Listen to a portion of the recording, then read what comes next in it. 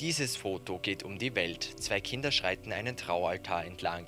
Hinter dem Schnappschuss steckt jedoch eine traurige Geschichte. Die kleine Elith ist todkrank. Ihr letzter Wunsch ist eine Märchenhochzeit mit ihrem besten Freund. Im Juli folgt die Zeremonie. In Weiß und Pink tritt die Fünfjährige vor den Traualtar Forres in Schottland. An ihrer Seite ihr bester Freund Harrison. Der kleine Bub trägt einen Schottenrock. Die Freunde schwören sich ewige Freundschaft und Treue. Sie wollen ab diesem Zeitpunkt beste Freunde für die Ewigkeit sein. Diesen ehrwürdigen Moment lassen sich natürlich auch die Eltern und Geschwister der beiden nicht nehmen. Sie kommen wie andere Hochzeitsgäste im Superheldenkostüm und das auf Wunsch der kleinen Braut. Nur einen Monat nach der Märchenhochzeit folgt jetzt die traurige Nachricht. Die Eltern der kleinen Elith teilen im Internet mit, dass ihre Tochter den Kampf gegen den Krebs verloren hat.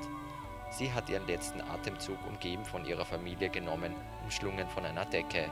Sie hat die Herzen vieler erobert und wird vermisst.